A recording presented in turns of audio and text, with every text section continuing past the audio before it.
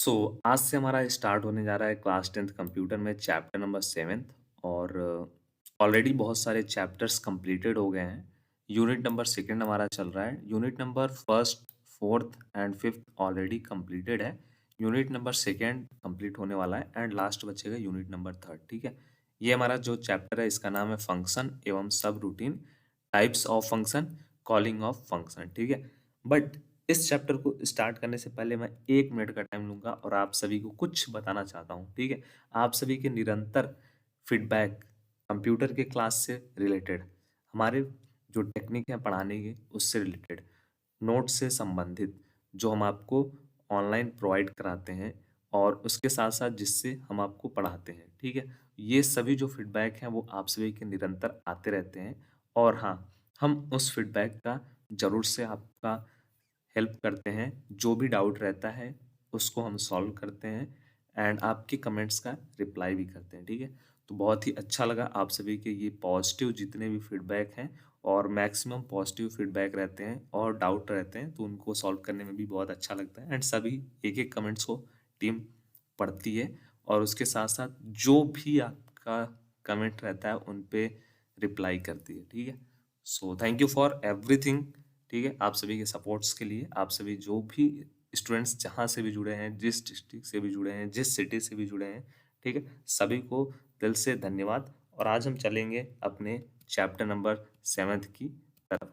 ठीक है, chapter number 7th यहाँ पे स्टार्ट करते हैं। ठीक है, सबसे पहले हमारा जो प्रोसेस है स्टार्ट करने का, न्यू लेसन, वो यही है कि हम देखते हैं सबसे पहले कि टोटल उसमें नंबर ऑफ टॉपिक्स क्या क्या है, हमको क्या पढ़ना है एक्चुअल में, क्योंकि वो तो पता रहना चाहिए हमें क्या पढ़ना है क्या नहीं पढ़ना है इस चैप्टर में। तो चैप्टर का नाम है फंक्शन एवं सब routine, types of function, calling of function. ठीक है, बहुत सी चीज़ें आपको यहीं पे पता चल गई, बट आगे चलेंगे तो सब कुछ पता चल जाएगा। ठीक है, सो चलते हैं अपने टॉपिक्स की तरफ। कलेक्शन ऑफ टॉपिक्स यहाँ पे है। इसमें हमने आपको 13th टॉपिक दिखाए। ठीक है, बट कुछ ऐसे टॉपिक हैं या फिर कुछ ऐसे पॉइंट है जिनमें 2-3 टॉपिक का कॉम्बिनेशन आपको देखने को मिलेगा जब आपके क्लासेस चलेंगी। ठीक है, तो फर्स्ट टॉपिक हमारा जो रहेगा वो अबाउट फंक्शन के बारे में रहेगा, जिसमें हम देखेंगे फंक्शन का डिफिनेशन, फंक्शन का इंट्रोडक्शन पार्ट, फंक्शन होता क्या है, क्या होता है फंक्शन, पता चल जाएगा पहले लेक्चर में। ठीक है, फिर उसके बाद हम देखेंगे क्लासिफिकेशन ऑफ फंक्शन, फंक्शन का जो वर्गीकरण किया गया है, एलिमेंट्स कौन कौन से होते हैं फंक्शन में वो पढ़ेंगे, फंक्शन क्यों महत्वपूर्ण है, क्यों पढ़ रहे हैं हम। ठीक है, उसके साथ साथ हम फंक्शन को यूज़ कैसे करेंगे, कहाँ पे करेंगे, क्यों करेंगे, उसके जो नियम बनाए गए हैं उनको भी तो पढ़ना है। रिकर्शन सुना भी होगा आपने, रिकर्सन टॉपिक के बारे में, बहुत ही अच्छा टॉपिक है, बहुत जगह आपसे पूछा जाता है इन इंटरव्यू, और उसके साथ साथ आगे इन फ्यूचर अगर आप कंप्यूटर संबंधित कोई भी आप एजुकेशन करते हो। ठीक है, उसके बाद पढ़ेंगे हम डाटा स्टोरेज क्लास के बारे में, लाइब्रेरी के बारे में पढ़ेंगे, टाइप्स ऑफ लाइब्रेरी। ठीक है, उसके बाद हम पढ़ेंगे standard of C library, user library, header file क्या क्या होता है उसके बारे में पढ़ेंगे। उसके बाद जो हमारा मानक लाइब्रेरी फंक्शन होता है उसके बारे में फिर पढ़ेंगे। ठीक है, तो टोटल अबाउट इसमें 13th टॉपिक हमको पढ़ना है इस चैप्टर में। सो मैं कोशिश करूँगा जितना लॉन्ग से लॉन्ग लेंथ क्लास की रहे और जितना ज़्यादा से ज़्यादा टॉपिक पढ़ाया जा सके उतना करने की, जिससे आपको समझ में भी पूरी तरीके से सब चीज़ें आए और आप सभी के सिलेबस भी एट द टाइम जो मैंने आपको दिया हुआ है उससे पहले कंप्लीट हो जाए। ठीक है, सो आज का जो रहेगा हमारा लेक्चर उसमें हम देखेंगे फंक्शन का डेफिनेशन पार्ट, फंक्शन होता क्या है एक्चुअल में। ठीक है, तो यहाँ पे देखिए विथ डिफिनेशन विथ एग्जाम्पल सब कुछ आपको बेसिक टू एडवांस एंड, या फिर कह लें कि सिंपल से सिंपल लैंग्वेज में आप सभी को समझाने की कोशिश की जाती है, जिससे आपका कोई भी डाउट रहता है तो वो आपको सबसे पहली बात तो लेक्चर में ही कंप्लीट हो जाए, फिर भी बचता है तो कमेंट बॉक्स में कंप्लीट हो जाए। ठीक है, तो देखते हैं हम सबसे पहले फंक्शन क्या होता है। तो फंक्शन क्या है, फंक्शन एक प्रोग्रामिंग शब्द है। ठीक है, जिसका अर्थ होता है एक या एक से अधिक टास्क को समर्पित करना या फिर विशेष कार्य को पूरा करने के लिए डिजाइन किया गया होना। ठीक है, फंक्शन प्रोग्राम में रीयूजेबिलिटी और मॉड्यूलरिटी को बढ़ावा देने का कारण बनती है, क्योंकि एक बार डिफाइन किया जाता है और उसे बार बार बुलाया जा सकता है। ठीक है, फंक्शन जो होता है उसको हम लोग एक बार डिफाइन करते हैं, किसी भी वैल्यू को उस फंक्शन में एक बार एंटर कराते हैं और उस वैल्यू को हमें जहाँ लेना रहता है, यूज़ करना रहता है, वहाँ पे उसको कॉल कर लेते हैं, ठीक है। तो फंक्शन को हम लोग इसलिए ज़्यादा यूज़ करते हैं क्योंकि इसको हम एक बार बनाते हैं, ठीक है। एक बार बनाते हैं और बार बार जहाँ हमको इसका यूज़ है बस हमको वहाँ पे कॉल करना होता है, ठीक है। फंक्शन को बार बार डिफाइन नहीं करना होता है। एक बार उसको बना दिया फंक्शन को, उसके बाद जहाँ आपको यूज़ करना है वहाँ उसको बस कॉल करो, यूज़ कर लो, ठीक है। एक बहुत छोटा सा एग्जांपल, मैंने प्रोग्राम पूरा नहीं बनाया है, बस एक छोटा सा आपको एग्जांपल बताया, क्योंकि अगर सब कुछ एक एक टॉपिक का अगर पूरा पूरा प्रोग्राम आपको बताऊंगा बहुत लेंथ ज़्यादा हो जाएगा, ठीक है, और आपको भी समझने में थोड़ी बहुत कॉम्प्लेक्सिटी आएगी। तो यहाँ पे देखो एक डिफाइन किया गया है फंक्शन, ये हमारा जो है फंक्शन हाइफन नेम दिया गया है ना, ये क्या है, ये फंक्शन का नाम है। यहाँ पे ज्यों का त्यों फंक्शन नेम ही लिख दिया गया है जिससे आपको समझने में आ जाए अच्छी तरीके से इजीली। और यहाँ पे एक पैरामीटर दे दिया गया है, दो पैरामीटर दे दिए गए, आपके ऊपर है जितना चाहो उतना पैरामीटर दे दो, ठीक है। उसके बाद यहाँ पे जो भी आपको कोड लिखना है वो आप लिख सकते हो, उसके बाद रिजल्ट हो जाएगा और रिटर्न हो जाएगा। अब देखो इसको समझते हैं इस प्रोग्राम को। तो देखो यहाँ पे हमारा फंक्शन नेम क्या है, ये हमने एक फंक्शन बनाया है और उसका नाम हमने फंक्शन नेम रखा हुआ है। और जो हमारा पैरामीटर 1 है 2 है, ये सब हमारे इनपुट पैरामीटर है जो फंक्शन को पारित किए जा सकते हैं। फंक्शन ब्लॉक के अंतर्गत कुछ कार्य जो है किया जाता है और फिर रिटर्न स्टेटमेंट के माध्यम से फंक्शन द्वारा उत्पन्न होने वाले रिजल्ट को वापस भेज दिया जाता है, ठीक है। जैसे हमने फंक्शन में लिख दिया, फंक्शन में हमने बना दिया, ठीक है। सबसे पहले मान लो हमने डिफाइन फंक्शन कर दिया फंक्शन नेम, और पैरामीटर में दे दिया कि जैसे 2 इज ग्रेटर देन 3, ठीक है। देन हमने नीचे जो हमने दिया है ना कुछ कार्य, वहां पे हमने दे दिया प्रिंट करने के लिए 2 इज ग्रेटर देन 3, ये आप लिख दो, ठीक है। ऐसे ही पैरामीटर में आप कुछ भी पास कर सकते हो जो आपको क्या करना होता है, ट्रू फॉल्स करवाना होता है। तो आपको आई होप क्लियर हो गया होगा फंक्शन के बारे में। फंक्शन क्या होता है, एक प्रकार का प्रोग्रामिंग लैंग्वेज होता है या फिर कह लें प्रोग्रामिंग वर्ड होता है, जिसका जो हमारा अर्थ होता है वो ये होता है कि इसको एक या एक से अधिक टास्क को कंप्लीट करने के लिए या फिर किसी विशेष कार्य को कंप्लीट करने के लिए डिज़ाइन किया जाता है। फंक्शन प्रोग्राम में रीयूजिबिलिटी और मॉड्यूलरिटी, ठीक है, मॉड्यूलरिटी को बढ़ावा देने के लिए बनाया जाता है। इसको एक बार डिफाइन किया जाता है और बार बार उसको कॉल किया जाता है और यूज़ किया जाता है, ठीक है। तो फंक्शन में जो सबसे मोस्ट इम्पॉर्टेंट पॉइंट है वो है हमारा ये रीयूजिबिलिटी का। केवल फंक्शन में हमको, और फंक्शन हम लोग स्मॉल प्रोग्राम में बनाते ही नहीं है, ठीक है। जो छोटा प्रोग्राम होता है उसमें हम फंक्शन का यूज़ करते नहीं। जो लॉन्ग प्रोग्राम होते हैं, ठीक है, जो थोड़े से कॉम्प्लेक्स होते हैं, वहाँ पे हम लोग, जहाँ पे हमको बहुत सारा बड़ा बड़ा कोड लिखना होता है, वहाँ पे हम फंक्शन का यूज़ करते हैं। जैसे हमने उस फंक्शन को बना लिया, उसके बाद उस प्रोग्राम में हमको उसको कई बार उस फंक्शन को एग्जीक्यूट करना होता है, तो हम क्या करेंगे, उसको बस ओपन वहाँ पे जा करके कॉल कर लेंगे जहाँ पे उस फंक्शन को हमको एग्जीक्यूट करना है, ठीक है। नेक्स्ट है हमारा फंक्शन का क्लासिफिकेशन या फिर कह लें कि फंक्शन का वर्गीकरण। तो आप सभी को पता है, सी में भी आपने पढ़ा होगा, फंक्शन हमारा दो तरीके से होता है, मतलब फंक्शन दो टाइप्स का होता है। पहला हमारा होता है यूजर डिफाइंड फंक्शन और दूसरा जो हमारा होता है लाइब्रेरी फंक्शन, ठीक है। लाइब्रेरी फंक्शन या फिर कह लो कि प्री डिफाइंड फंक्शन, इसको आप खुद ये भी नाम दे सकते हो, ठीक है। अब दोनों में जो यहाँ पे इस टॉपिक में आपको बस थोड़ा सा ही पढ़ना है, इसके बारे में बहुत छोटा सा इंफॉर्मेशन आपको लेना है, ठीक है।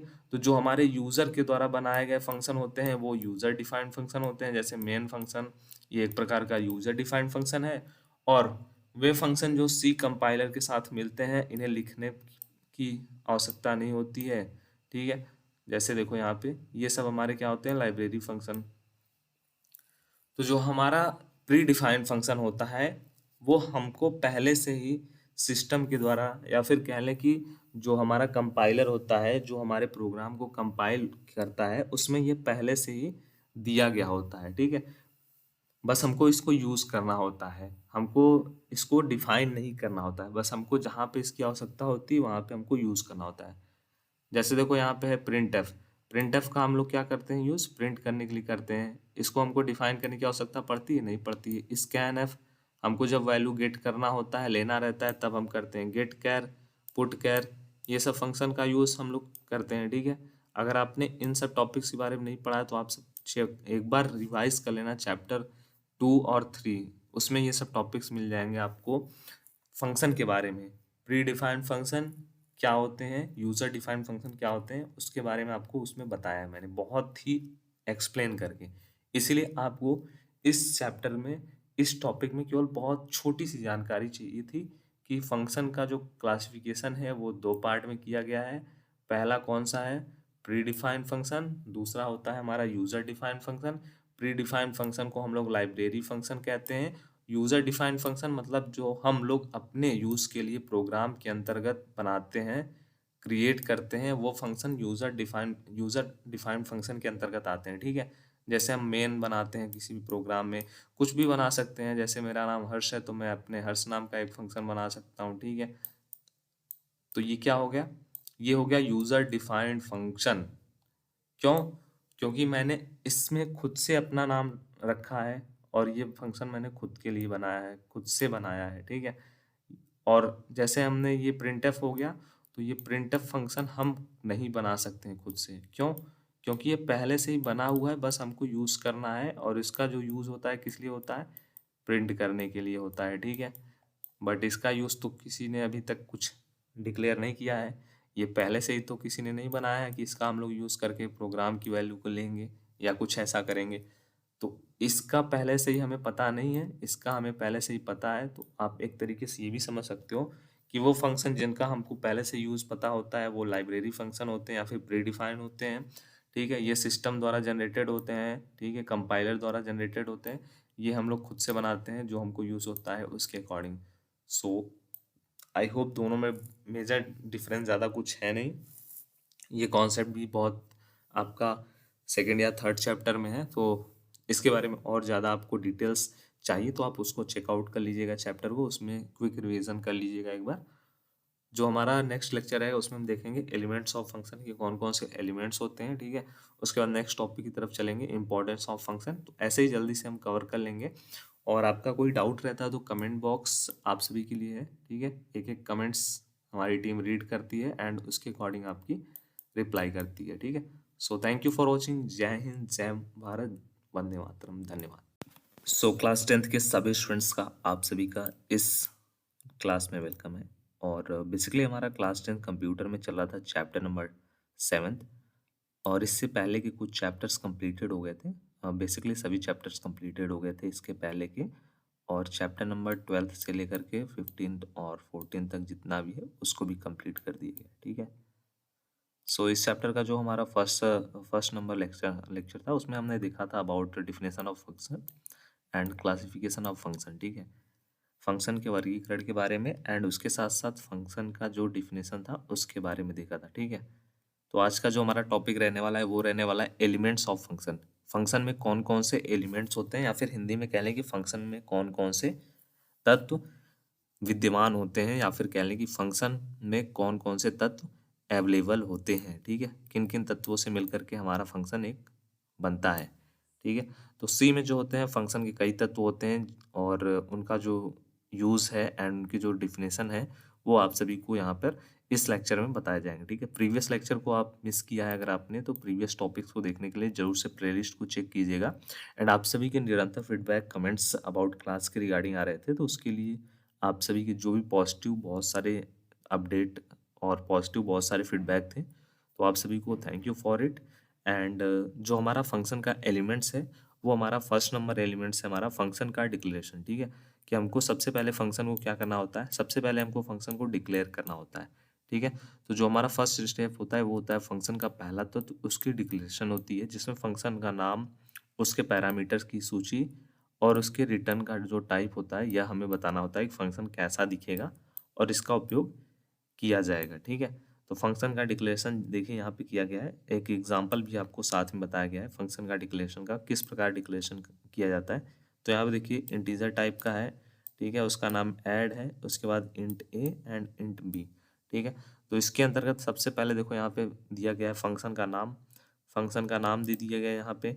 उसके बाद यहाँ पे इसके अंदर पैरामीटर दे दिया गया है, ठीक है, फर्स्ट पैरामीटर, उसके बाद सेकेंड पैरामीटर दे दिया गया है, ठीक है। तो सब कुछ डिटेल्स यहाँ पे दे दिया गया है, पहले से ही डिक्लेयर कर दिया गया है। तो ये हमारा जो फंक्शन का एलिमेंट है वो हमारा फर्स्ट एलिमेंट होता है, डिक्लेरेशन का पार्ट, ठीक है, फंक्शन का डिक्लेरेशन। सेकेंड जो पार्ट होता है वो होता है हमारा फंक्शन को डिफिनीशन, ठीक है, डिफाइन करना एक्चुअल में, ठीक है। तो डिक्लेरेशन के बाद फंक्शन का जो पूरा विवरण होता है, जिसमें फंक्शन की जो भी बॉडी होती है, वास्तविक कोड होता है, जो कार्य होता है, उसको यहाँ पे डिफाइन किया जाता है। तो यहाँ पे देखो है इंट, उसके बाद ऐड, फिर उसके बाद इंट ए इंट बी, उसके बाद यहाँ पे रिटर्न का टाइप ए प्लस बी, ठीक है। तो पूरा का पूरा यहाँ पे डिफाइन किया जाता है सेकेंड स्टेप में, या फिर कह लें कि जो हमारा एलिमेंट्स होता है फंक्शन का सेकेंड एलिमेंट, वो होता है हमारा फंक्शन का डिफिनीशन, ठीक है, पूरा का पूरा डिफाइन किया जाता है। थर्ड होता है हमारा पैरामीटर, ठीक है। पैरामीटर आप सभी को ऑलरेडी पता होगा, ये सब पास किया जाता है। जैसे देखो यहाँ पे इस एग्जांपल में जो हमारा int A and int B है वो क्या है, वो पैरामीटर है, ठीक है। फंक्शन के अंतर्गत ये इस वाले ब्रैकेट के अंदर जो भी एलिमेंट्स रहते हैं वो पैरामीटर होते हैं, ठीक है। यहाँ पर भी ये पैरामीटर है। तो देखो यहाँ पे पैरामीटर क्या होता है, फंक्शन को इनपुट प्रदान करने के लिए या विभिन्न मानों को स्वीकार करता है, जो पैरामीटर कहलाते हैं, ठीक है। जैसे उदाहरण के लिए इंट ए और इंट बी क्या है, पैरामीटर है, ठीक है। तो यहाँ पे जैसे ये भी हो सकता है, फंक्शन में ऐड हो गया, ठीक है, फंक्शन का नाम मान लो ऐड हमने बना दिया, और उसके अंतर्गत एक पैरामीटर दे दिया 2 3, ठीक है, या फिर कुछ भी दे सकते हैं हम चाहे तो इसकी जगह ए एंड बी भी दे सकते हैं। तो जो भी पैरामीटर रहता है वो यहाँ पे पास कर देते हैं। उसके बाद जो हमारा फोर्थ होता है फंक्शन का एलिमेंट्स, वो होता है रिटर्न का टाइप, ठीक है। तो फंक्शन के द्वारा उत्पन्न होने वाले जो भी वैल्यू होती है या फिर डेटा टाइप होता है, उसको रिटर्न जो होता है रिटर्न टाइप कहा जाता है। उपरोक्त उदाहरण में इंट वापसी तिथि है, रिटर्न टाइप है, जिसमें सिंटैक्स बताता जा रहा है कि फंक्शन से एक पूर्णांक मान लौटाया जाएगा, ठीक है। तो जो हमारा रिटर्न का टाइप होता है वो यहाँ पे ये बताता है हमको कि इसकी वैल्यू को किधर रिटर्न किया जाएगा, ठीक है, या फिर जो भी वैल्यू हमको मिल रहा है उसको रिटर्न कैसे किया जाएगा। फिफ्थ हमारा जो पॉइंट होता है या फिर कह लें कि एलिमेंट्स होता है, वो होता है हमारी फंक्शन की जो भी बॉडी होती है उसके बारे में।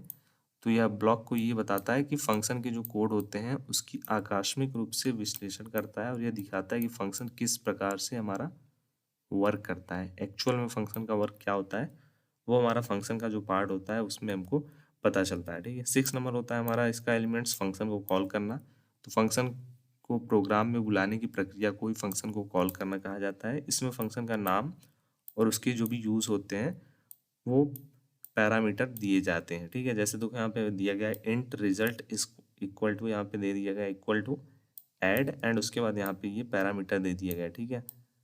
तो यहाँ पे देखो फंक्शन को क्या किया गया है, फंक्शन को यहाँ पे कॉल किया गया है, ठीक है। यहाँ पे देखिए क्या किया गया है, फंक्शन को कॉल किया गया है। तो देखो फंक्शन को जब हम किसी भी प्रोग्राम में बुलाते हैं तो उसका जो प्रोसेस होता है उसी को हम लोग फंक्शन का कॉलिंग करना बोलते हैं, ठीक है। तो ये हमारे जो थे वो टोटल क्या थे, वो हमारे फंक्शन के एलिमेंट थे। तो आई होप आपके जो भी एलिमेंट्स से रिलेटेड डाउट्स थे या फिर फंक्शन के रिलेटेड डाउट्स हैं वो क्लियर हो गए होंगे।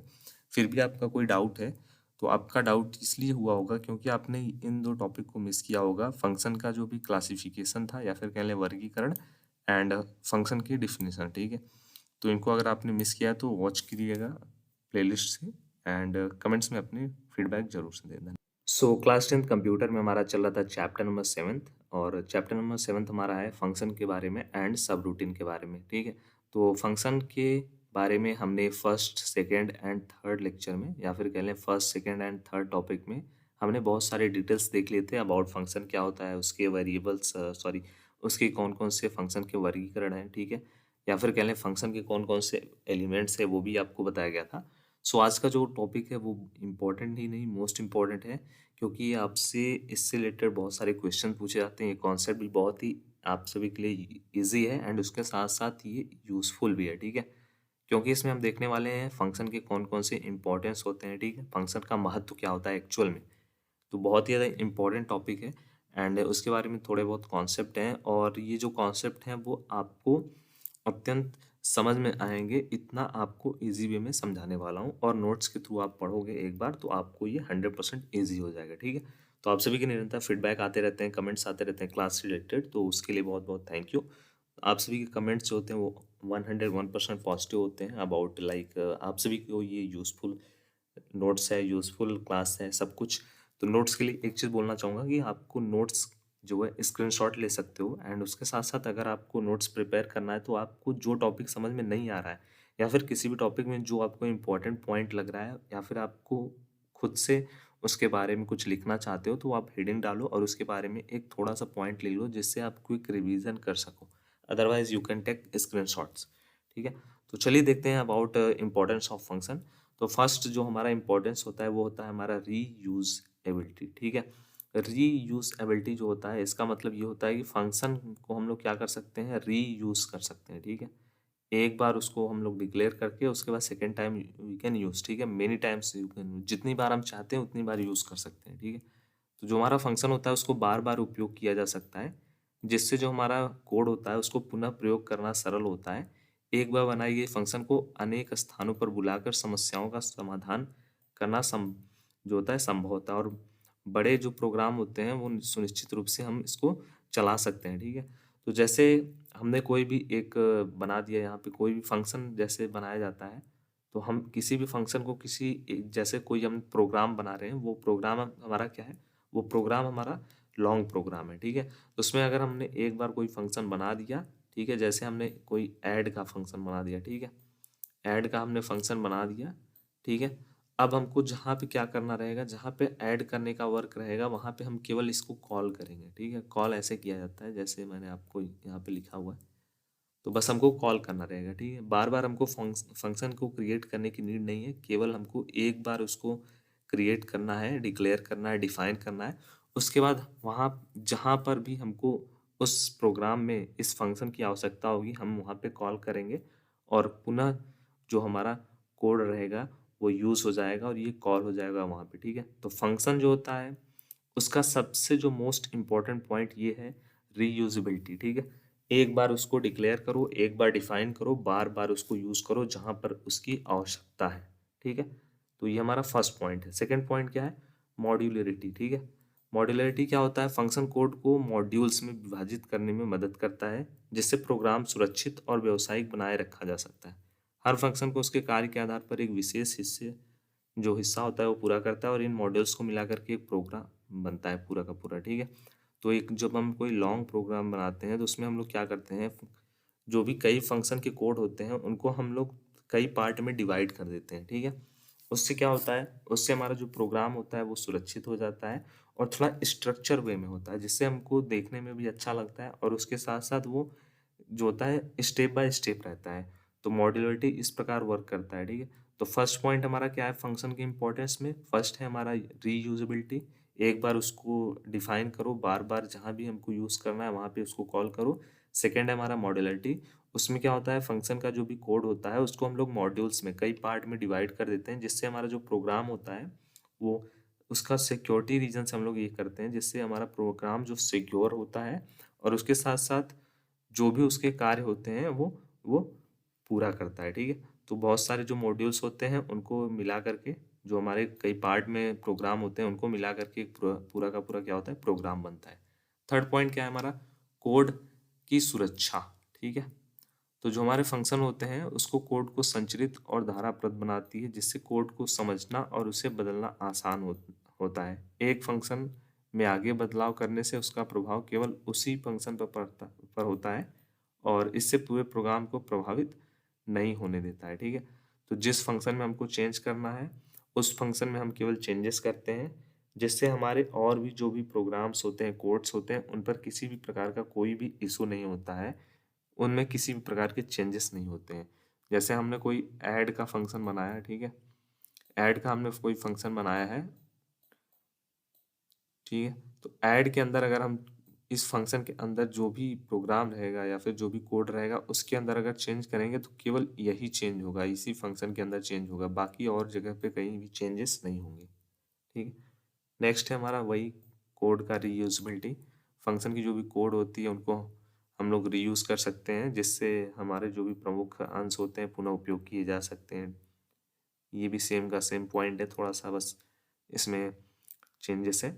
उसके बाद हमारा है 5th number and last point, error handling. ठीक है, तो फंक्शन में जो एरर होते हैं उसका समर्थन करने में मदद करती है। यदि कोई हमारी एरर होती है तो जो हमारा फंक्शन होता है यूज़र को सूचित कर सकता है और उचित रूप से प्रतिक्रिया देने की क्षमता रखता है। ठीक है, तो हमारा फंक्शन क्या होता है, फंक्शन हमारा एरर हैंडलिंग भी होता है। तो हमारा जो फंक्शन का मोस्ट इम्पॉर्टेंट जो इम्पोर्टेंस होता है वो ये होता है, महत्वपूर्ण उपयोग। इस प्रकार से भी फंक्शन हमको इम्पोर्टेंस प्रोवाइड करता है एरर हैंडलिंग के द्वारा। ठीक है, तो फंक्शन क्या करता है, एरर को जो भी रहते हैं हमारे प्रोग्राम में, कोड में, उसको डिटेक्ट करने में हमारी हेल्प करता है।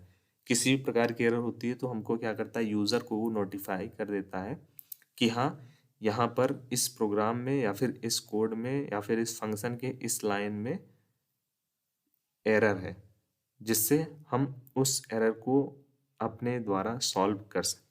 तो जो हमारा फंक्शन का इम्पोर्टेंस था उसमें कुछ यहाँ पे टॉपिक्स थे, पॉइंट्स थे। फर्स्ट है रीयूजेबिलिटी, सेकंड है हमारा मॉड्यूलरिटी, थर्ड है हमारा कोड का मेंटेनेंस, फोर्थ भी वही है रीयूजेबिलिटी एंड कोड का रीयूजेबिलिटी। ठीक है, यहाँ पे 4th नंबर पॉइंट है कोड का रीयूजेबिलिटी और 5th नंबर पॉइंट है हमारा एरर का हैंडलिंग। तो ये सब जो पॉइंट्स हैं वो फंक्शन को, हमारे फंक्शन को क्या बनाती है, इम्पोर्टेंस प्रोवाइड करती है, उपयोगी बनाती है, महत्वपूर्ण बनाती है। ठीक है, तो आई होप आपको ये जो पॉइंट्स हैं वो बहुत ही अच्छी तरीके से समझ में आ गए होंगे। इन पॉइंट्स को आप नोट्स कर सकते हो अपने भाषा में, इसके बारे में खुद से अगर आप कुछ लिखना चाहो तो पॉइंट्स को नोट करके उसके बारे में कुछ लिख सकते हो, जिससे आप क्विक रिवीजन के टाइम में आपको बहुत हेल्प होगा। ठीक है, नेक्स्ट हमारा जो पॉइंट रहेगा वो रहेगा हमारा फंक्शन के रूल क्या क्या होते हैं, इनके बारे में हम देखेंगे नेक्स्ट लेक्चर में। ठीक है, सो तब तक के लिए सभी को जय हिंद, जय Bharat. Thank you for watching it. So class 10 computer में हमारा चैप्टर नंबर 7 चल रहा था, अबाउट हमारे फंक्शन एंड सब रूटीन के बारे में। ठीक है, तो ये चैप्टर का नाम है फंक्शन एवं सब रूटीन, जिसमें हमको देखना है टाइप्स ऑफ फंक्शन एंड उसके साथ साथ देखना है कॉलिंग ऑफ फंक्शन। ठीक है, तो बहुत सारे टॉपिक्स हैं इस चैप्टर में, उनके बारे में हमने एक एक टॉपिक्स के बारे में आपको डिटेल्स में एक्सप्लेनेशन दिया है, लेक्चर दिया है। तो ये हमारा 5th नंबर पॉइंट या फिर 5th number topic about this chapter के बारे में। ठीक है, फंक्शन के क्या क्या रूल्स होते हैं इस लेक्चर में हम ये देखने वाले हैं, इस टॉपिक के बारे में देखने वाले हैं। एंड सेकेंड जो मोस्ट इंपॉर्टेंट टॉपिक रहने वाला है, रिकर्शन का कॉन्सेप्ट। एक्चुअल में व्हाट इज रिकर्शन, रिकर्शन क्या होता है। ठीक है, तो रिकर्शन का concept and with program and उसके साथ साथ फंक्शन के कौन कौन से रूल होते हैं। ठीक है, तो ये दो जो टॉपिक हैं वो इस लेक्चर में कवर करने की कोशिश की जाएगी। उससे पहले आप सभी को बहुत बहुत धन्यवाद, आप सभी के comments, feedbacks about class, about my teaching technique, about notes. So आप सभी के इन फीडबैक्स के लिए बहुत बहुत धन्यवाद। ठीक है, अपने सभी दोस्तों के साथ शेयर कर देना प्लेलिस्ट को, जिन्होंने अभी तक जुड़े नहीं हैं या फिर जिन्होंने अभी अच्छे से प्रिपरेशन नहीं किया हुआ है। ठीक है, तो फंक्शन के कौन कौन से रूल क्या होते हैं, फंक्शन के कैसे हम लोग किसी फंक्शन को क्रिएट कर सकते हैं, कहाँ पे हम लोग यूज़ कर सकते हैं, फंक्शन को किस प्रकार लिख सकते हैं, फंक्शन के बारे में अगर आपने पिछले कुछ 3 4 5 जो इस चैप्टर के टॉपिक हैं उनको नहीं देखा है तो आप उनके लेक्चर को देख लेना, जिससे आपको किसी भी प्रकार की कोई भी डाउट ना हो। ठीक है, तो फंक्शन के क्या क्या रूल होते हैं, फर्स्ट पॉइंट हम लोग देखते हैं। तो फंक्शन द्वारा केवल, ठीक है, फंक्शन द्वारा केवल एक परिणाम प्राप्त किया जा सकता है। एक से अधिक मान फंक्शन द्वारा प्राप्त करने के लिए फंक्शन को कई बार कॉल करना होगा। ठीक है, तो सबसे फर्स्ट हमारा रूल ये है कि जो हम फंक्शन के द्वारा जो हमको रिजल्ट मिलता है किसी भी प्रोग्राम में, वो हमको एक बार अगर हम फंक्शन को कॉल करेंगे तो हमको एक ही रिजल्ट मिलेगा। एक से अधिक अगर हमको वैल्यू चाहिए तो हमको फंक्शन को एक से अधिक बार कॉल करना पड़ेगा। ठीक है, तो अगर इसको हम सिंपल लैंग्वेज में आपको बताना चाहें तो एक बार हम फंक्शन को कॉल करेंगे तो हमको एक वैल्यू मिलेगा। अगर हमको एक से ज़्यादा वैल्यू, एक से ज़्यादा मान चाहिए किसी भी प्रोग्राम में, तब हमको फंक्शन को एक से अधिक बार कॉल करना होगा। ठीक है, सेकेंड पॉइंट है एक प्रोग्राम में कितनी भी संख्या में फंक्शन लिखे जा सकते हैं। ठीक है, एक प्रोग्राम में कितनी भी संख्या में फंक्शन लिखे जा सकते हैं। ठीक है, तो टोटल नंबर ऑफ फंक्शंस हमारे लिमिटेशन नहीं है, किसी भी प्रोग्राम में हम लोग जितना चाहें उतने नंबर्स फंक्शन क्रिएट कर सकते हैं, लिख सकते हैं, ठीक है। जो हमारा रिटर्न का स्टेटमेंट होता है उसका उपयोग फंक्शन में कहीं भी तथा कई बार किया जा सकता है। तो हम लोग जब कोई फंक्शन बनाते हैं तो उसमें हम रिटर्न का जो स्टेटमेंट होता है उसको हम लोग जितनी बार चाहें उतनी बार उस फंक्शन में यूज़ कर सकते हैं, या फिर किसी भी फंक्शन में हम लोग रिटर्न का स्टेटमेंट चाहे जितनी बार चाहें उतनी बार यूज़ कर सकते हैं। प्रत्येक जो हमारे रिटर्न स्टेटमेंट होते हैं उसके द्वारा केवल एक ही मान मेन फंक्शन को वापस किया जाता है, ठीक है। तो हम लोग यूज़ तो बहुत बार कर सकते हैं, बट जो हमारा मेन वैल्यू होगा वही हमारे मेन फंक्शन को रिटर्न करेगा। प्रत्येक फंक्शन को मेन फंक्शन के बाहर ऊपर या नीचे कहीं पर भी परिभाषित किया जा सकता है, ठीक है। तो जो हमारा फंक्शन होता है उसको मेन फंक्शन के बाहर या फिर नीचे कहीं पर भी हम उसको डिफाइन कर सकते हैं, ठीक है। फंक्शन को मेन फंक्शन के ऊपर में हम लोग डिफाइन कर सकते हैं या फिर नीचे में भी डिफाइन कर सकते हैं, दोनों जगह पे डिक्लेयर कर सकते हैं। तो ये कुछ रूल हैं, नियम हैं किसके, फंक्शन के बारे में। फंक्शन को यूज़ करने से पहले, फंक्शन को डिक्लेयर करने से पहले, जो आप सभी को जानना चाहिए और जानना महत्वपूर्ण भी है, ठीक है। सो आई होप आपको ये कॉन्सेप्ट क्लियर हो गया होगा about rule of function, function के कौन कौन से नियम हैं उनके बारे में। सो अभी जो हमारा नेक्स्ट पॉइंट है वो है हमारा रिकर्सन का कॉन्सेप्ट, ठीक है। एक्चुअल में what is recursion, and recursion का जो कॉन्सेप्ट होता है उससे रिलेटेड आपके लिए एक प्रोग्राम भी मैंने यहाँ पे अरेंज किया है, ठीक है। ये कुछ लाइन का प्रोग्राम है, कोड है। आई होप आप सभी को अच्छे से समझ में आएगा। आप सभी कोशिश करिएगा इसको समझने की। ये प्रोग्राम भी आपको सेंड कर दिया जाएगा, ग्रुप में प्रोवाइड कर दिया जाएगा, जिससे आपको बेहतर तरीके से खुद से आप प्रैक्टिस कर सकें, खुद से रन कर सकें, और प्रोग्राम को विदाउट रन करे आप सभी उसको पास मत करना, पहले उसको रन करना, चेक करना क्या, हाँ क्या यही हमको, जो भी हमको आउटपुट चाहिए था या कि हम वही आउटपुट गेट कर रहे हैं, तो तभी आप उस पे जाइएगा। अदरवाइज उस प्रोग्राम पे चेक एक बार जरूर से करना, ठीक है। तो सबसे पहले हम चलते हैं अबाउट हमारे कॉन्सेप्ट के बारे में, रिकर्सन के साइड। व्हाट इज रिकर्सन, ठीक है। तो रिकर्सन क्या होता है, एक प्रोग्रामिंग कॉन्सेप्ट होता है जिसमें एक फंक्शन, बहुत ही इंपॉर्टेंट ये लाइन है, एक फंक्शन अपने आप को बुलाती है, ठीक है, या फिर उसके द्वारा पहले ही बनाए गए जो भी नियम होते हैं उसका वो उपयोग करती है, ठीक है। यह एक इतर से कॉल करने के लिए के रूप में जाना जाता है। रिकर्सन का एक सबसे उदाहरण या फिर जनरल फैक्टोरियल होता है, जिसमें एक निश्चित संख्या का फैक्टोरियल निकालने पर फंक्शन को खुद को कॉल किया जाता है, ठीक है। तो रिकर्सन का कॉन्सेप्ट होता है, इस प्रकार वर्क करता है रिकर्सन का कॉन्सेप्ट, कि जो हमारा फंक्शन होता है वो खुद को, अपने आप को ही वो कॉल करता है। रिकर्सन के कॉन्सेप्ट में जो हमारा फंक्शन होता है वो अपने आप को ही क्या करता है, कॉल करता है, या फिर हिंदी में कहते हैं बुलाता है, ठीक है। प्रोग्रामिंग लैंग्वेज में आप ये समझो कि जब कोई हम फंक्शन क्रिएट करते हैं और वो फंक्शन अपने आप को ही खुद को कॉल करता है किसी प्रोग्राम में, ठीक है, और जो भी उसके अंदर जो भी डिफाइन किया जाता है कॉन्सेप्ट, जो भी एलिमेंट्स उसके अंदर डिफाइन किए जाते हैं, या फिर जो भी नियम बनाए गए होते हैं उस फंक्शन में, पैरामीटर पास किए गए होते हों, या फिर जो भी रूल डिक्लेयर किए गए होते हैं वह उसका यूज़ करता है। अपने ही बनाए गए नियमों को वो फॉलो करता है, वो प्रोग्राम, वह फंक्शन अपने ही बनाए गए नियमों को, अपने ही डिक्लेयर किए गए नियमों को फॉलो करता है। तब वहाँ पे हम लोग कहते हैं कि रिकर्सन हो रहा है, रिकर्सन का कॉन्सेप्ट वर्क कर रहा है, ठीक है। यह एक बहुत ही स्मॉल सा प्रोग्राम है अबाउट जो हमारे फैक्टोरियल का है, ठीक है।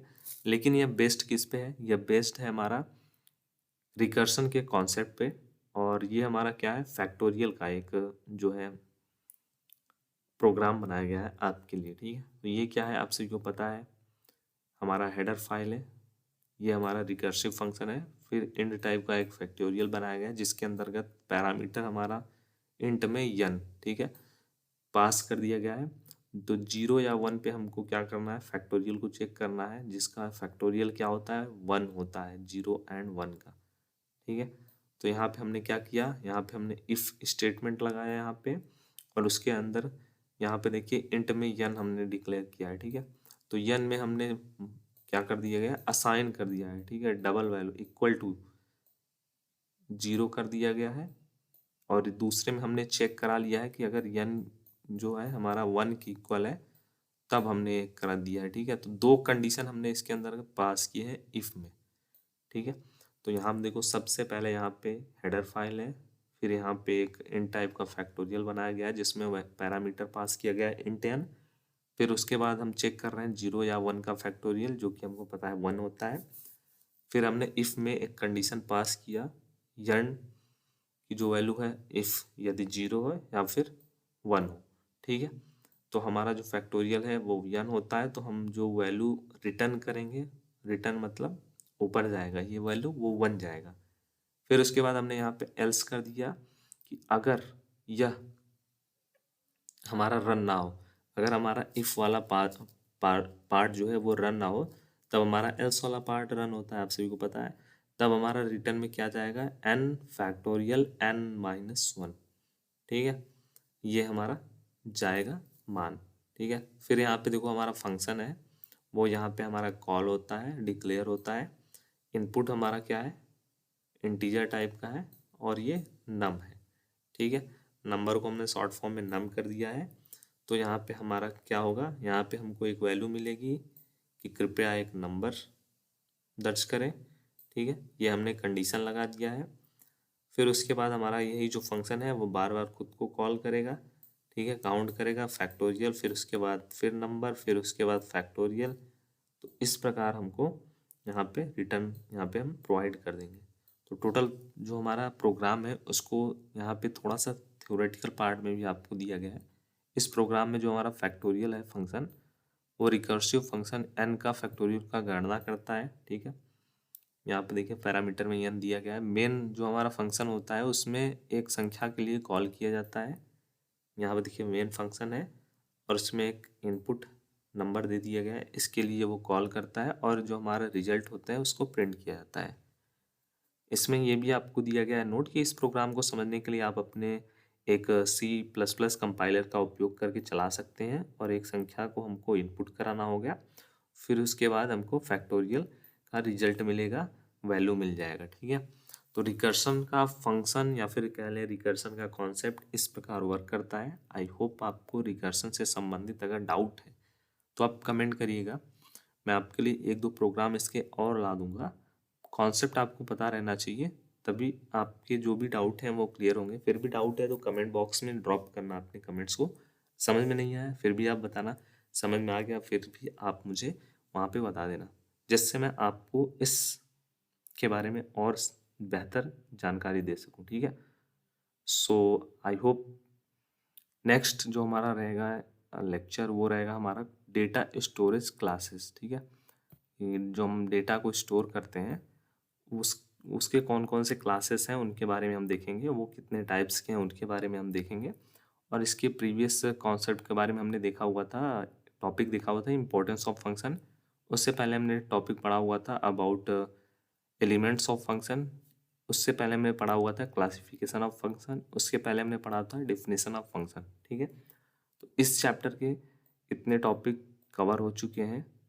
एंड नेक्स्ट हमारा जो टॉपिक रहेगा वो रहेगा हमारा डाटा स्टोरेज क्लासेस। फिर हम देखेंगे लाइब्रेरी के बारे में एंड इन सब कॉन्सेप्ट के बारे में, ठीक है। सो प्लेलिस्ट को चेक कीजिएगा, और भी चैप्टर के जो टॉपिक्स हैं वो वहाँ पे अपलोडेड हैं लाइव क्लासेस, जिससे आपको बहुत हेल्प मिलेगी, ठीक है। सो मिलते हैं नेक्स्ट वीडियो में, तब तक के लिए सभी को थैंक यू फॉर वॉचिंग। जय हिंद जय भारत। सो क्लास 10 कंप्यूटर का हमारा चैप्टर नंबर 7 चल रहा था, और इसमें ऑलरेडी बहुत सारे टॉपिक्स कंप्लीट हो गए थे, और उनके बारे में आपको अच्छी तरीके से डिफाइन करके एक्सप्लेन कर दिया गया था, ठीक है, विथ एग्जांपल विथ प्रोग्राम।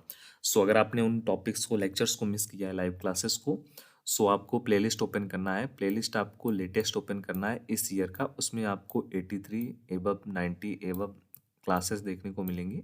उसको ओपन करना है और वहाँ पे जो टॉपिक आप पढ़ना चाहते हो, जो चैप्टर आप रिवाइज करना चाहते हो, वो एक्सेस कर सकते हो, ठीक है।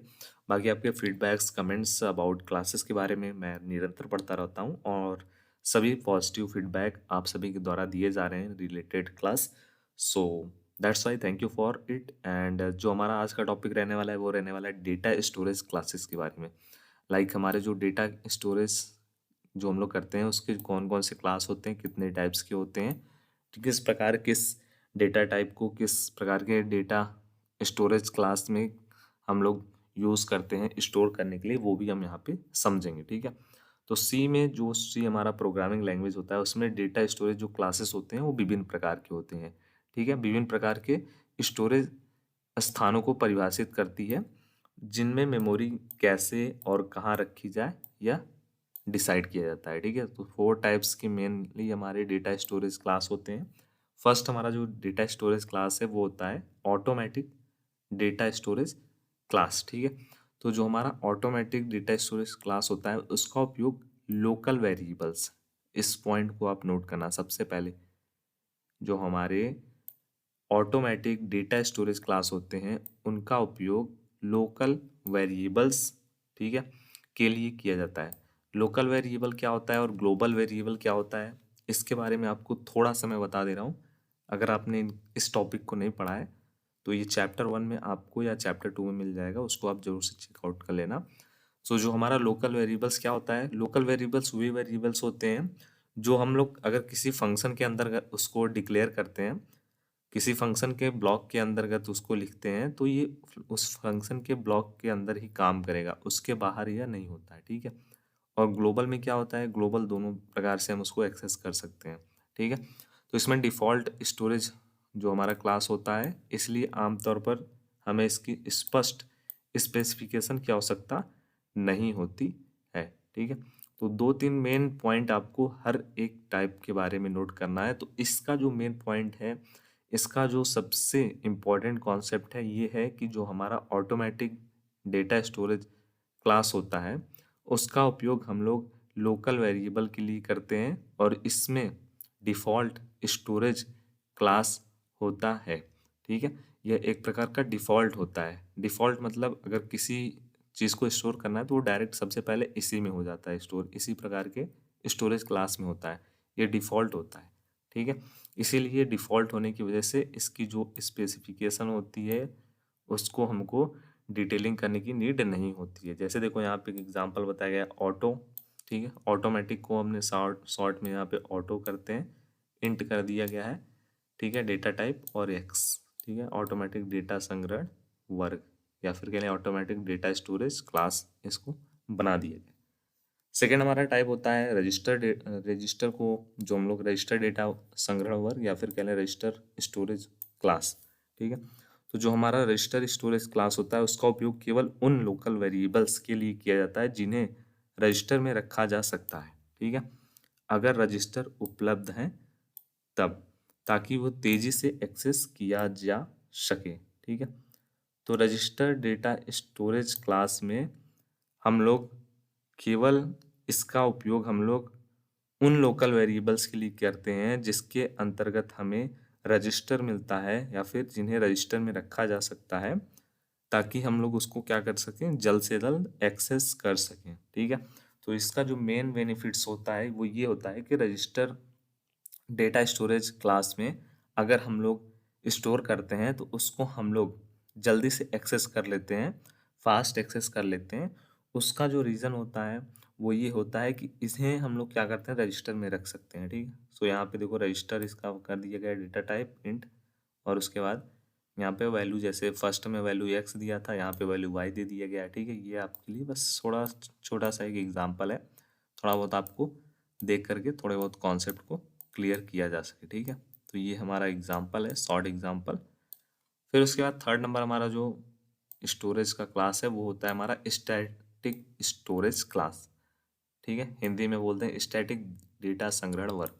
जो हमारा स्टैटिक स्टोरेज क्लास होता है उसका उपयोग local variables and global variables के लिए किया जा सकता है या फिर किया जाता है। ठीक है, इसमें वेरिएबल्स की जो जीवन काल में जोड़ जाता है और इसका मान जो होता है एक ही बार सेट होता है। ठीक है, सो जो हमारा स्टैटिक स्टोरेज क्लास होता है उसका उपयोग local variables and global variables दोनों प्रकार के वेरिएबल्स को स्टोर करने के लिए किया जाता है, सबसे पहली बात।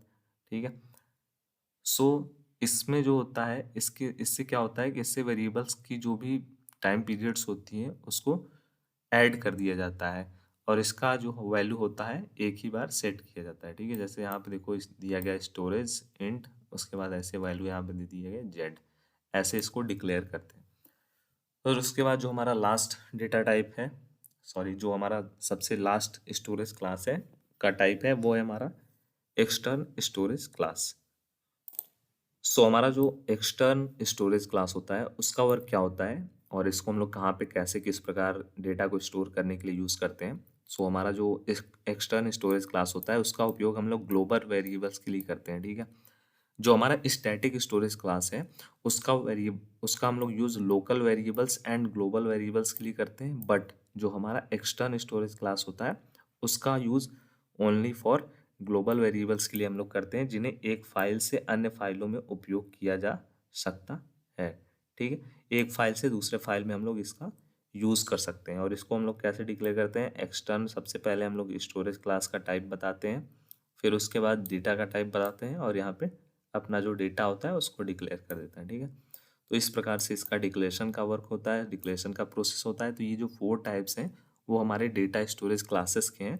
ठीक है, सो फर्स्ट हमारा जो डेटा स्टोरेज क्लास होता है वो होता है ऑटोमेटिक स्टोरेज क्लास, सेकेंड होता है हमारा रजिस्टर स्टोरेज क्लास, थर्ड होता है हमारा static storage class, and fourth होता है हमारा एक्सटर्न स्टोरेज क्लास। ठीक है, तो extern storage class, static storage class, automatic storage class and register storage class. ठीक है, इसके बारे में आपके जो भी कॉन्सेप्ट हैं वो मे भी क्लियर हो गए होंगे।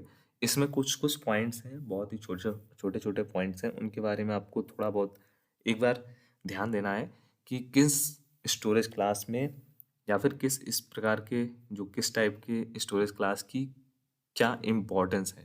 ठीक है, कुछ पॉइंट ही आपको याद रखने हैं सभी स्टोरेज क्लास के बारे में। नेक्स्ट हमारा जो पॉइंट है या फिर कह लेंगे टॉपिक है इस चैप्टर का, वो है हमारा अबाउट लाइब्रेरी के बारे में। ठीक है, एक्चुअल में लाइब्रेरी क्या होता है एंड उसका हम लोग यूज़ क्या करते हैं, लाइब्रेरी की क्या क्या यूज़ होती हैं, वो आपको इसमें देखना रहेगा। ठीक है, सो प्रोग्राम तथा फंक्शनों का समूह जिसका उपयोग प्रोग्रामर के द्वारा प्रोग्राम बनाने के लिए किया जाता है, लाइब्रेरी कहलाता है। ठीक है, सो जैसे एक शॉर्ट फॉर्म में या फिर कह लो कि आप एक इजी एग्जांपल में समझो लाइब्रेरी क्या होता है। आप जाते हैं यहाँ पे लाइब्रेरी में जाते हैं पढ़ने के लिए। ठीक है, या फिर आपके स्कूल कॉलेजेस में लाइब्रेरी होंगे, अगर नहीं है तो आपने कहीं सुना होगा कि हमारे स्कूल में कॉलेजेस में लाइब्रेरी है। तो लाइब्रेरी में क्या होता है, बहुत सारे बुक्स के कलेक्शन होते हैं। ठीक है, वहाँ पे आपको कंप्यूटर्स देखने को मिल जाते हैं, वहाँ पे आप सेल्फ स्टडी कर सकते हो। ठीक है, तो वहाँ पे एक प्रकार का आप समझो कि जो बुक्स होते हैं, टोटल किताबों का कलेक्शन होता है, वो क्या होता है, कलेक्शन होता है किस चीज़ का, बुक्स का। ठीक है, किताबों का। वहाँ पे एक जगह पे आपको सभी टाइप्स की सभी, जैसे कि किसी का इंजीनियरिंग का है तो ठीक है उसमें बहुत सारी ब्रांच होते हैं। ठीक है, तो सभी ब्रांच की बुक वहाँ पे अवेलेबल हो जाएंगे आपको, कहाँ पे, लाइब्रेरी में। तो सेम उसी प्रकार जो यहाँ पे लाइब्रेरी होता है उसमें भी कुछ इसी प्रकार का कॉन्सेप्ट होता है कि जो हमारे प्रोग्राम तथा फंक्शन का जो भी ग्रुप होता है, कलेक्शन होता है, लाइब्रेरी जो होता है वो प्रोग्राम और फंक्शन का कलेक्शन होता है, जिसका यूज प्रोग्रामर के द्वारा किया जाता है। क्या करने के लिए, प्रोग्राम बनाने के लिए किया जाता है, लाइब्रेरी कहलाता है। प्रोग्रामरों के द्वारा मतलब, प्रोग्रामरों का मतलब हम ही आप जो प्रोग्राम बनाते हैं वो प्रोग्रामर कहलाते हैं। ठीक है, जो प्रोग्राम लिखते हैं, जो कोड लिखते हैं, वो प्रोग्रामर कहलाते हैं। ठीक है, तो लाइब्रेरी क्या होता है, प्रोग्राम तथा फंक्शनों का कलेक्शन होता है, या फिर ग्रुप होता है, या फिर समूह होता है, जिसका यूज़ प्रोग्रामरों द्वारा प्रोग्राम बनाने के लिए किया जाता है। सी भाषा की जो लाइब्रेरी में पहले से ही तैयार किए गए फंक्शन होते हैं उन्हें बिल्ट इन फंक्शन कहते हैं, और इन फंक्शनों का उपयोग प्रोग्राम बनाने में अत्यधिक सहायक होता है। लाइब्रेरी फंक्शन के निम्नलिखित लाभ होते हैं। ठीक है, सो जो हमारा सी लैंग्वेज होता है उसमें लाइब्रेरी में पहले से ही जो भी फंक्शन तैयार किए गए होते हैं उनको हम लोग बिल्ट इन फंक्शन या फिर कह लें कि प्री डिफाइंड फंक्शन भी बोल सकते हैं। ठीक है, प्री डिफाइंड मतलब ये फंक्शन पहले से ही हमें दिए गए होते हैं, बस उनको हमको यूज़ करना होता है। ठीक है, अपने प्रोग्राम में। ठीक है, सो कुछ यहाँ पे इसके बेनिफिट्स दिए गए हैं आपको लाइब्रेरी फंक्शन के। सबसे पहले है कोड का पुनः। ठीक है, तो उपयोग जो हमारा होता है कोड का पुनः उपयोग, सबसे फर्स्ट हमारा यूज़ है या फिर कह लें कि लाभ है। तो बिल्ट इन फंक्शन के उपयोग से प्रोग्राम बनाना अत्यधिक सुविधाजनक हो जाता है, क्योंकि इन फंक्शनों को बनाने का कोड स्वयं नहीं लिखना पड़ता है, बल्कि उस फंक्शन को सीधे ही प्रोग्राम में कॉल कर देते हैं। अतः किसी बने हुए फंक्शन के कोड का सी लैंग्वेज में पुनः उपयोग किया जा सकता है। ठीक है। सो इसका आप इजी लैंग्वेज में या फिर इजी एग्जांपल में ये समझो कि जो हमारा लाइब्रेरी होता है उसमें सब कुछ पहले से ही डिफाइंड होता है। डिफाइंड का मतलब ये होता है सब कुछ हमको पहले से ही दिया गया होता है। ठीक है। जैसे हमने कुछ शॉर्ट फॉर्म में जैसे यहाँ पे क्लियर, ठीक है, जैसे आप क्लियर लिखते हो शॉर्ट फॉर्म में, ठीक है, ये तो फुल फॉर्म ही हो गया। एक शॉर्ट फॉर्म का एग्जांपल मैं थोड़ा सा वेट करिए आप। जैसे कि लैपटॉप अगर आप यूज़ करते हो या फिर कंप्यूटर यूज़ करते हो, डेस्कटॉप यूज़ करते हो, सो उसमें बहुत सारे आपको शॉर्टकट दिए होते हैं, जैसे कंट्रोल भी, कंट्रोल सी। आप सभी को पता है इससे क्या होता है, कंट्रोल सी से कॉपी होता है, कंट्रोल वी से पेस्ट होता है। तो आपको ये जाकर के पूरा मैनुअल नहीं करना होगा। जैसे कि आप अल्टर प्लस या फोर आप क्लिक करोगे तो आपका कंप्यूटर लैपटॉप ऑफ हो जाता है। तो आपको इतना ज़्यादा लॉन्ग प्रोसेस नहीं करना होगा कि सबसे पहले आप विंडोज़ में जाओ, वहाँ पे जाकर के आप ओपन करो, शट डाउन करो। ठीक है। आप डायरेक्ट अल्टर प्लस या फोर आपने क्लिक किया, उसके बाद एंटर किया, आपका लैपटॉप या फिर कंप्यूटर क्या हो जाएगा, शट डाउन हो जाएगा। ठीक है। तो हमको ये क्या है, पहले से ही दे दिया गया है आपके लैपटॉप में, ये पहले से ही जो भी है कि ये इंस्ट्रक्शन दिया गया है कि जैसे ही आपको कोई अल्टर प्लस F4 कीबोर्ड के द्वारा देता है इनपुट, तो आपको क्या करना है, जैसे ही वो एंटर करोगे वहाँ पे आ जाएगा आपका कंप्यूटर शट डाउन हो रहा है। हमें क्या किया गया, ये पहले से ही बताया गया है, किसको, कंप्यूटर को बताया गया है। ठीक है। हमें केवल उस चीज़ को कॉल करना है। कंट्रोल सी हमने कॉल किया, कंट्रोल सी हमने अपने कीबोर्ड से क्लिक किया, तो वो हमारा जो फाइल है वो क्या हो जाएगा, कॉपी हो जाएगा। ठीक है। क्योंकि पहले से ही ये फीचर दिया गया है इस चीज़ के अंतर्गत, हमारे लैपटॉप कंप्यूटर में ये चीज़ पहले से ही इनबिल्ट है। ठीक है। पहले से ही हमें बना बनाया मिला है, केवल हमको यूज़ करना है। ठीक है। तो ये हमारा फर्स्ट यूज़ था। सेकंड है हमारा समय का सदुपयोग। सो हमारे बिल्ट इन फंक्शन की सहायता से बहुत सारे कार्यों को करने के लिए स्वयं कोड को लिखने की ज़रूरत नहीं पड़ती है, जिससे हमारा जो टाइम होता है वो भी बचता है, और जो हमारा मेहनत होता है, परिश्रम होता है, वो भी बचता है। ठीक है। तो ये तो बहुत ही कॉमन सी बात है कि ये जब हमको पहले से ही जो चीज़ बना बनाया मिला है, केवल हमको उसको कॉल करना है, तो उससे हमारे टाइम जो ज़्यादा कंज्यूम होता है वो उसमें हमको हेल्प मिलेगा। ठीक है। थर्ड है हमारा संग्रह स्थान की बचत। तो बिल्ट इन फंक्शन के कोड केवल एक बार ही लिखे जाते हैं, अतः इनको संग्रहित करने के लिए केवल एक ही बार मेमोरी का उपयोग किया जाता है, जिससे मेमोरी की भी बचत होती है। ठीक है। सो बिल्ट इन फंक्शन का ये तीन जो है टॉपिक, आपको तीन पॉइंट बताया गया है जिसके बिल्ट इन फंक्शन के यूज़ होते हैं। ठीक है। पहला जो यूज़ है हमारा वो है हमारा संग्रह स्थान की बचत। सेकंड है हमारा समय का सदुपयोग। थर्ड है हमारा कोड का पुनः उपयोग, रीयूजेबिलिटी ऑफ कोड। ठीक है। तो ये तीन हमारे जो भी लाइब्रेरी फंक्शन होते हैं उनके तीन महत्वपूर्ण कॉन्सेप्ट हैं, या फिर कह लें कि लाभ हैं इनके। सो आई होप आपको आज का जो जो दो टॉपिक आपको पढ़ाया गया है, पहला आपको बताया गया अबाउट लाइब्रेरी के बारे में, एंड उससे पहले आपको बताया गया था डेटा स्टोरेज क्लास के टाइप्स के बारे में। ठीक है। नेक्स्ट हमारा लेक्चर रहेगा अबाउट आपके लाइब्रेरी के टाइप्स के बारे में, कितने टाइप्स की लाइब्रेरी होती है, एंड उसके बाद आपका हेडर फाइल। ठीक है। तो ये दो पॉइंट, दो टॉपिक इम्पॉर्टेंट है। फिर उसके बाद आगे के चैप्टर्स में जो भी आपके पॉइंट्स हैं वो आपको बताए जाएंगे। सो आई होप आपके सभी कॉन्सेप्ट क्लियर हैं। पिछले लेक्चर आपको मिस हुए हैं तो प्लेलिस्ट से जा करके उनको आप वॉच कर सकते हैं। ठीक है। सो मिलते हैं आप सभी से नेक्स्ट क्लास में, लाइव क्लास में। तब तक के लिए सभी को जय हिंद, जय भारत, वंदे मातरम। धन्यवाद। क्लास 10 कंप्यूटर में चैप्टर नंबर 7 चल रहा था, और due to some problem, health issue, videos and classes upload नहीं हो पा रही थी, लाइव नहीं चल पा रही थी, but now everything is fine. And फिर से हम स्टार्ट करते हैं एक बार, और बहुत ज़्यादा जो है इस बार पिकअप रहेगा, एंड उसके साथ साथ थोड़ा बहुत जो है जो टॉपिक बचे हुए हैं, जो लेक्चर्स बचे हुए हैं, उनको कंप्लीट किया जाएगा इन थोड़ा सा फास्ट स्पीड में। सो चलते हैं अपने टॉपिक की तरफ, जो कि हमारा प्रीवियस टॉपिक में हमने देखा हुआ था, प्रीवियस लेक्चर में हमने देखा हुआ था अबाउट लाइब्रेरी के बारे में। ठीक है। What is library, and library के यूज़ के बारे में, उसके कुछ इम्पोर्टेंस जो हैं उसके बारे में। सो आज हम देखते हैं टाइप्स ऑफ लाइब्रेरी। ठीक है। लाइब्रेरी के कौन कौन से टाइप्स होते हैं, तो मेनली जो हमारा लाइब्रेरी होता है उसके दो ही टाइप्स होते हैं, ठीक है। पहला होता है हमारा मानक सी लाइब्रेरी, या फिर इसको इंग्लिश में बोलते हैं standard C library. And third हमारा सेकंड हमारा होता है यूज़र लाइब्रेरी, ठीक है। तो यूज़र लाइब्रेरी एंड मानक सी लाइब्रेरी दोनों में डिफरेंस बहुत ही स्मॉल है, ठीक है। यूज़र लाइब्रेरी आपको नाम से ही पता चल रहा होगा कि यूज़र लाइब्रेरी में प्रोग्रामरों द्वारा बनाए गए फंक्शन का समूह होता है, जिन्हें प्रोग्रामर आवश्यकता अनुसार कभी भी प्रोग्राम में कॉल कर सकते हैं और उसको यूज़ कर सकते हैं, ठीक है। यूज़र लाइब्रेरी का मतलब ये होता है कि वे लाइब्रेरी जो प्रोग्रामर के द्वारा या फिर कह लें कि यूज़र के द्वारा बनाए गए होते हैं, और लाइब्रेरी एक्चुअल में होता क्या है, फंक्शनों का समूह होता है, ठीक है। तो उसको जब भी हमें ज़रूरत होती है, हमको केवल लाइब्रेरी को करना होता है और वहाँ पे फंक्शन हमारा एक्टिवेट हो जाता है, ठीक है। फर्स्ट नंबर क्या है हमारा, स्टैंडर्ड सी लाइब्रेरी। तो जो हमारा स्टैंडर्ड सी लाइब्रेरी में लाइब्रेरी फंक्शन हेडर फाइल में संग्रहित होते हैं, ठीक है। एक तरीके से क्या होते हैं, ये जो लाइब्रेरी होते हैं ये हमारे प्री डिफाइंड होते हैं। जैसे फंक्शन हमारे क्या होते हैं, प्री डिफाइंड होते हैं। प्री डिफाइंड का मतलब पहले से ही डिफाइन होते हैं, केवल हमको उनको यूज़ करना होता है, कॉल करना होता है जहाँ पे हमको नीड होती है। वैसे ही जो हमारे स्टैंडर्ड सी लाइब्रेरी होती है, इसमें जो फंक्शन होते हैं वो हेडर फाइल में पहले से ही संग्रहित होते हैं, ठीक है।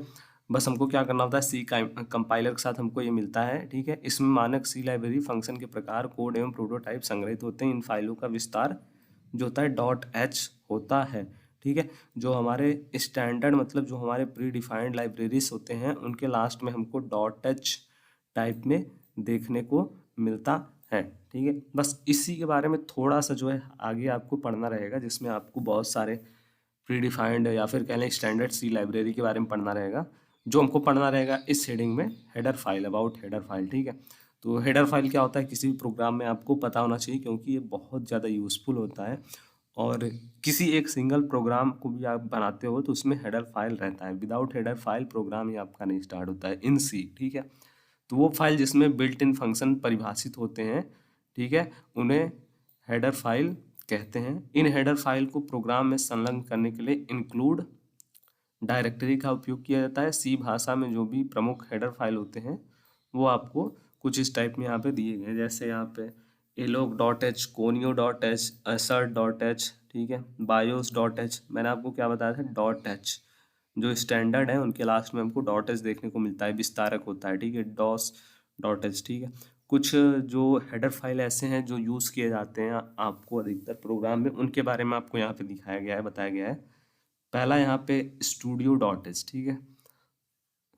इसमें क्या होता है, standard input output header file इसको हम लोग बोलते हैं। इस हेडर फाइल में मानक इनपुट तथा आउटपुट से संबंधित फंक्शन के प्रोटोटाइप परिभाषित होते हैं, और इस हेडर फाइल में परिभाषित प्रमुख फंक्शन निम्नलिखित हैं। वो फंक्शन कौन कौन से हैं, clear, F close all, F open, ठीक है। ये सब हमारे हेडर फाइल है। सेकेंड हमारा है स्ट्रिंग डॉट एच। इस हेडर फाइल में स्ट्रिंग से संबंधित फंक्शन के प्रोटोटाइप परिभाषित होते हैं, ठीक है। तो जो हमारा स्टूडियो है, ठीक है, स्टूडियो डॉट एच, इसमें किस प्रकार के होते हैं, इसमें इनपुट आउटपुट से संबंधित जितने भी फंक्शन के प्रोटोटाइप हैं वो आपको दिखाए जाते हैं। सेकंड जो स्ट्रिंग डॉट एच है, इस हेडर फाइल में स्ट्रिंग से संबंधित जितने भी फंक्शन के प्रोटोटाइप होते हैं उनको यहाँ पे दिखाया जाता है। जैसे यहाँ पे आपको दिया गया है mem char, mem C M P, ठीक है, mem set, mem C P I, ये सब क्या है, ये सब हमारे स्ट्रिंग के हेडर फाइल हैं, ठीक है, स्ट्रिंग से संबंधित। थर्ड जो हमारा है वो है हमारा मैथ डॉट एच, ठीक है।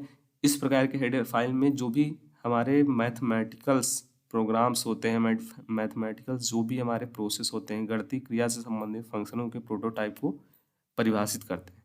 इस हेडर फाइल में कुछ प्रमुख फंक्शन जो है वो निम्नलिखित हैं, ठीक है। तो जो हमारा math dot H header file होता है उसमें जितने भी हम लोग जब हम लोग कोई भी प्रोग्राम में मैथमेटिक्स से रिलेटेड जो भी उसमें फार्मूला या फिर यूज़ करते हैं, या फिर कोई भी हम लोग प्रोसेस करते हैं, या फिर कोई भी हम लोग वहाँ पे कैलकुलेशन करते हैं, तो हम मैथ डॉट एच का यूज़ करते हैं और उससे संबंधित कुछ फंक्शन यहाँ पे दिए गए हैं। ABS, ACI, ASIN, ठीक है, A10। सो ये सब क्या है, मैथ डॉट एच से संबंधित, इस हेडर फाइल से संबंधित फंक्शन है। सेकेंड हमारा फोर्थ नंबर है स्टैंडर्ड लाइब्रेरी हेडर फाइल, जिसको हम लोग stdlib डॉट एच से शो करते हैं। तो इस प्रकार के हेडर फाइल में विभिन्न प्रकार के उपयोग से संबंधित फंक्शन के प्रोटोटाइप को हम लोग दिखाते हैं, दर्शाते हैं। जैसे एबॉर्ट, एबीएस, एट ऑफ, ये सब क्या है हमारे स्टूडियो डॉट एच, या फिर कह लें कि स्टैंडर्ड लाइब्रेरी की हेडर फाइल के कुछ फंक्शन हैं, ठीक है। 5th नंबर और मे बी ये लास्ट है, C type dot H. C type dot H ये क्या होता है? इस प्रकार के हेडर फाइल में कैरेक्टर से संबंधित फंक्शन के प्रोटोटाइप को परिभाषित किया जाता है, ठीक है। तो इसमें क्या होता है? इसमें कैरेक्टर से संबंधित जितने भी हमारे कैरेक्टर से संबंधित फंक्शन होते हैं, इस प्रकार का हेडर फाइल हम लोग यूज़ करते हैं उसके लिए, ठीक है। किसके लिए? C type dot H, character से संबंधित। वो कौन कौन से हैं? इज एलनम, ठीक है, is ascii, is C N trl, ये सब हमारे क्या है? ये सब हमारे C type dot H header file में हमको देखने को मिलता है, ठीक है। तो आई होप आपको इतना जो है वो क्लियर हो गया होगा, ठीक है। और इसके जो भी हमारे इस चैप्टर के बहुविकल्पी प्रश्न, ठीक है, कुछ 20 होंगे, हाँ में भी 20 हैं। अति लघु उत्तरी प्रश्न, लघु उत्तरी प्रश्न, दीर्घ उत्तरी प्रश्न, ये सब आपको नेक्स्ट जो लेक्चर रहेगा, नेक्स्ट जो क्लास रहेगा, जो कि अपलोड होगा कल इसी टाइम पे, ठीक है, उसमें आपको देखने को मिलेगा। और आज से जो क्लासेस की लेंथ है उसको भी इंक्रीज कर दिया जाएगा, ठीक है। और जितने भी हो सकते हैं लेक्चर्स आपको फास्ट वे में जल्दी जल्दी कवर किए जाएंगे। और मैंने 15 जनवरी तक का दिया हुआ था डेट आपके सिलेबस को कंप्लीट करने का, बट अगर हेल्थ इशू नहीं हुआ होता तो आपको मैं तब तक कंप्लीट कर देता 15 तक, but due to health issue अभी जो ये डेट है उसको मैं थोड़ा सा आपको और टाइम लूँगा। और जो 10 दिन क्लास नहीं आया है वही वही 10 दिन का टाइम मुझे चाहिए, मतलब कि कह लें कि 25 जनवरी तक मैक्स टू मैक्स आपका जो सिलेबस है उसको कंप्लीट कर दिया जाएगा, ठीक है। पूरी कोशिश की जाएगी और 100% पूरी की पूरी जो भी आपको स्टडी मटेरियल्स हैं, इंपॉर्टेंट क्वेश्चन आंसर है, वो आपको दिया जाएगा, ठीक है। तो आपके प्रिपरेशन जो है वो आपकी परीक्षा से पहले हम करवा देंगे पूरी तरीके से, ठीक है। सो आप सभी के जितने भी कमेंट्स आ रहे थे एंड जो भी फीडबैक है उसके लिए बहुत बहुत धन्यवाद। और इस वीडियो को भी शेयर कर दो जिन्होंने अभी तक नहीं देखा हुआ है, इन लेक्चर्स को नहीं पढ़ा हुआ है, ठीक है। प्लेलिस्ट को जरूर से चेक करिए प्रीवियस लेक्चर्स को देखने के लिए। धन्यवाद। सो कंप्यूटर में क्लास 10th में हमारा चैप्टर नंबर 7 चल रहा था और बीच में क्लासेस नहीं आ पा रही थी, लेक्चर्स नहीं अटेंड हो पा रहे थे। उसका जो बिग रीज़न था वो था हेल्थ इशू। और अभी जो कि थोड़ा बहुत रिकवर हो गया है, तो मैं आप सभी के लिए जो भी हो सकता है उतना मैं हेल्प करने के लिए न्यू वीडियोस और न्यू लेक्चर्स लेकर के आऊँगा। सो चैप्टर नंबर 7 में हमारा जो आपका अभ्यास प्रश्न था वो बाकी था और जो टॉपिक थे वो कंप्लीट हो गए थे। अभी जो हमारा इस लेक्चर में हम देखेंगे वो देखेंगे बहुविकल्पी प्रश्न, अति लघु उत्तरी, लघु उत्तरी, दीर्घ उत्तरी, ठीक है। तो ये जितने भी आपके प्रश्न बन सकते हैं इस चैप्टर से, वो सभी प्रश्नों के कलेक्शन में आप सभी को इस लेक्चर में देने वाला हूँ। सबसे पहले स्टार्ट करेंगे आपके मल्टीपल चॉइस क्वेश्चन, या फिर इसको हम लोग कहते हैं शॉर्ट फॉर्म में MCQ, ठीक है। मल्टीपल चॉइस क्वेश्चन एक एक नंबर वाले, आप सभी को पता है आपको बोर्ड परीक्षा में कितने पूछे जाएंगे, 20 पूछे जाएंगे, ठीक है। तो सबसे पहला जो हमारा क्वेश्चन है, यूज़र डिफाइन फंक्शन का एग्जाम्पल क्या है। तो जो हमारा मेन है वो हमारा मेन फंक्शन जो होता है वो यूज़र डिफाइन फंक्शन का एग्जाम्पल है। सेकंड नंबर क्वेश्चन है, किसी प्रोग्राम का एक स्वतंत्र भाग जो किसी कार्य विशेष के लिए प्रयोग किया जाता है उसको हम लोग क्या कहते हैं, या फिर वो क्या कहलाता है। तो हमारा क्या कहलाता है, फंक्शन कहलाता है, ठीक है। थर्ड है, यदि किसी फंक्शन कोई मान वापस नहीं करता है तो इसके पहले किस प्रकार का डाटा टाइप लगाया जाता है, ठीक है। तो अगर कोई फंक्शन कोई भी जो वैल्यू है उसको उसको रिटर्न नहीं करता है तो उसके लिए हम किस प्रकार के डेटा टाइप का यूज़ करते हैं, तो हम डेटा टाइप का यूज़ करते हैं वॉइड का, ठीक है। फोर्थ नंबर क्वेश्चन है, पैरामीटर को कहा जाता है, ठीक है। पैरामीटर को क्या कहा जाता है एक्चुअल में, तो पैरामीटर को हम लोग आर्ग्यूमेंट भी कहते हैं। नेक्स्ट क्वेश्चन है, वे पैरामीटर जो कॉलिंग फंक्शन में परिभाषित होते हैं उन्हें हम लोग क्या कहते हैं, ठीक है। जो पैरामीटर हम लोग कॉलिंग फंक्शन में ही डिक्लेयर कर देते हैं, परिभाषित किए जाते हैं, उसको हम लोग एक्चुअल में क्या कहते हैं, उसको हम लोग बोलते हैं एक्चुअल पैरामीटर, ठीक है। नेक्स्ट क्वेश्चन है, वे पैरामीटर जो फंक्शन परिभाषा में परिभाषित होते हैं उन्हें हम लोग क्या कहते हैं, तो उन्हें हम लोग कहते हैं फॉर्मल पैरामीटर। नेक्स्ट क्वेश्चन हमारा यहाँ पे, फंक्शन को रिटर्न तथा पैरामीटर सूची के आधार पर कितने पार्ट में डिवाइड किया गया है। तो जो हमारा फंक्शन है उसको रिटर्न तथा पैरामीटर की लिस्ट के अकॉर्डिंग टोटल जो हम इसको डिवाइड किया गया है वो डिवाइड किया गया है 4 टाइप्स में, ठीक है। 4 पार्ट्स में डिवाइड किया गया है। प्रत्येक रिटर्न जो स्टेटमेंट होता है द्वारा कितने मान मेन फंक्शन को वापस किए जाते हैं, तो कितने मान वापस किए जाते हैं, वो एक ही वैल्यू रिटर्न किया जाता है, ठीक है। नेक्स्ट क्वेश्चन यहाँ पे है, जब कोई फंक्शन स्वयं को कॉल करता है तो इस प्रोसेस को या फिर इस प्रक्रिया को क्या कहते हैं? तो आप सभी को मैंने ये डिफिनीशन में समझाया था रिकर्सन के कॉन्सेप्ट में। जब कोई भी फंक्शन खुद को ही कॉल करता है तो वो जो हमारा प्रोसेस होता है या फिर वो जो हमारा वहाँ पे कहलाता है आता है वो रिकर्सन के अंतर्गत आता है। नेक्स्ट क्वेश्चन है, सी भाषा में कितने प्रकार के डेटा संग्रहण वर्ग पाए जाते हैं? ठीक है, तो कितने टाइप के पाए जाते हैं? वो टोटल 4 टाइप्स के पाए जाते हैं। ऑटोमेटिक वेरिएबल की डिक्लेरेशन किस कीवर्ड का उपयोग करके हम लोग करते हैं? तो ऑटोमेटिक वेरिएबल का जो डिक्लेरेशन है वो हम लोग ऑटो जो कीवर्ड है इसका यूज करके करते हैं। ठीक है, ऑटोमेटिक वेरिएबल का प्रारंभिक मान क्या होता है? नेक्स्ट क्वेश्चन यहाँ पे है, तो कोई भी संख्या जो होती है वो ऑटोमेटिक वेरिएबल की प्रारंभिक मान होती है। ठीक है, अगला यहाँ पे ऐसे ही क्वेश्चन दिया गया है कि वे वेरिएबल जो पूरे प्रोग्राम के दौरान जीवित तथा सक्रिय होते हैं उन्हें हम लोग क्या कहते हैं? तो उन्हें हम लोग बोलते हैं एक्सटर्नल वेरिएबल। ठीक है, 14th नंबर क्वेश्चन है हमारा, स्टैटिक वेरिएबल का प्रारंभिक मान क्या होता है? तो स्टैटिक वेरिएबल का जो हमारा प्राइमरी वैल्यू होता है वो होता है 0। रजिस्टर वेरिएबल संग्रहित होते हैं, तो रजिस्टर वेरिएबल बेसिकली कहाँ पे संग्रहित होते हैं? तो रजिस्टर वेरिएबल संग्रहित होते हैं सीपीयू में। ठीक है, कहाँ पे होते हैं? सीपीयू में। ठीक है, टोटल यहाँ पे मैंने आपके लिए 21 बहुविकल्पी प्रश्न मल्टीपल चॉइस क्वेश्चन इस लेक्चर में कवर किया गया है इस चैप्टर का। सी भाषा में कितने प्रकार की लाइब्रेरी पाई जाती हैं? लाइब्रेरी वाले जो कॉन्सेप्ट थे उसमें आपको इसके बारे में थोड़ा बहुत बताया गया था। ठीक है, तो सी भाषा में टोटल 2 प्रकार की लाइब्रेरी पाई जाती हैं। वह फाइल जिसमें बिल्ट इन फंक्शन परिभाषित होता है या फिर डिक्लेयर होता है उन्हें हम लोग क्या कहते हैं? तो उन्हें हम लोग कहते हैं हेडर फाइल। हेडर फाइल का विस्तारक क्या होता है? ठीक है, तो हेडर फाइल का जो हमारा विस्तारक होता है वो होता है डॉट एच, जैसे studio dot H, conio dot H, इस टाइप का। ठीक है, नेक्स्ट क्वेश्चन यहाँ पे है, किस हेडर फाइल का मानक इनपुट तथा आउटपुट से संबंधित फंक्शनों के प्रोटोटाइप परिभाषित होते हैं? ठीक है, तो स्टूडियो डॉट एच इसका जो करेक्ट आंसर है वो होगा। ठीक है, नेक्स्ट हमारा क्वेश्चन है, किस हेडर फाइल में स्ट्रिंग से संबंधित फंक्शन के प्रोटोटाइप परिभाषित होते हैं? तो वो हमारा है क्या? String dot H. Next question हमारा है, किस हेडर फाइल में गणितीय क्रियाओं से संबंधित फंक्शनों के प्रोटोटाइप परिभाषित किए जाते हैं? तो इसका जो हमारे मैथमेटिकल जो भी कैलकुलेशन होते हैं उसके लिए हम लोग यूज़ करते हैं मैथ डॉट एच। ठीक है, तो ये थे टोटल आपके 20 बहुविकल्पी प्रश्न या फिर कह लें मल्टीपल चॉइस क्वेश्चन जो आप सभी को बोर्ड परीक्षा में अगर इस चैप्टर से पूछे जाएंगे तो इसी के अंतर्गत से ही पूछे जाएंगे। इससे के अलावा कुछ मुझे नहीं लगता है बन पाएगा, बहुत क्वेश्चन कवर किया गया है।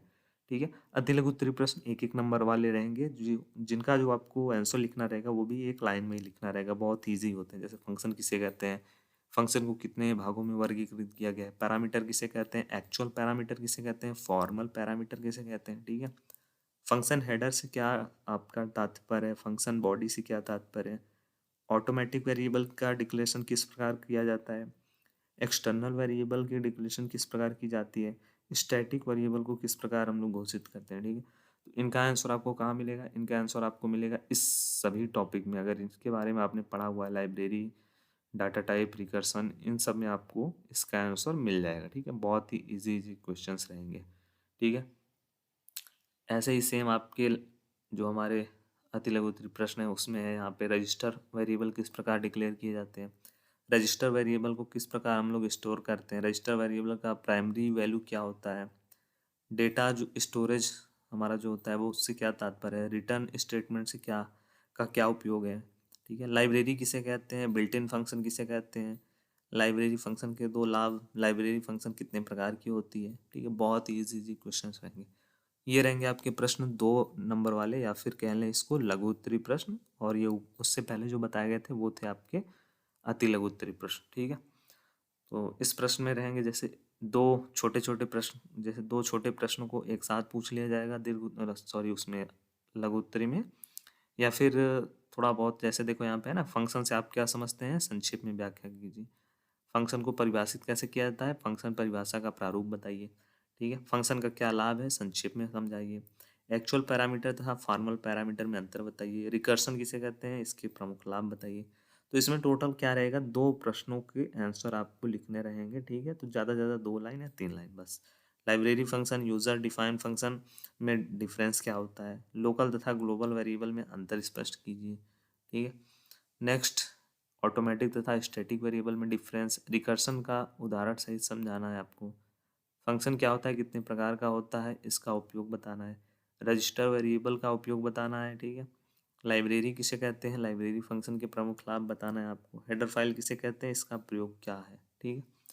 फिर होता है आपका स्टार्ट दीर्घ उत्तरी प्रश्न, या फिर कह लें जो हमारे थोड़े से लॉन्ग आंसर देने वाले प्रश्न रहते हैं उनके बारे में। ठीक है। ये 4 नंबर वाले रहते हैं। स्ट्रिंग किसे कहते हैं, उदाहरण सही समझाइए। ठीक है। अब इसको आपको लॉन्ग में लिखना है, नंबर के अकॉर्डिंग ही आपको जो प्रश्न रहेंगे उनका आंसर देना है। 4 नंबर का है तो इसका आपको लॉन्ग में बताना रहेगा। सी भाषा में किसी दी हुई स्ट्रिंग की प्रत्येक अंतिम शब्द को प्रिंट करने का फंक्शन बनाइए। 2 स्ट्रिंग का कैटिनेट करने का फंक्शन बनाइए। ठीक है। किसी सूची को उल्टे क्रम में छापने का फंक्शन बनाइए। तो ये सब क्वेश्चन यहाँ पे दिए जाएंगे। ठीक है।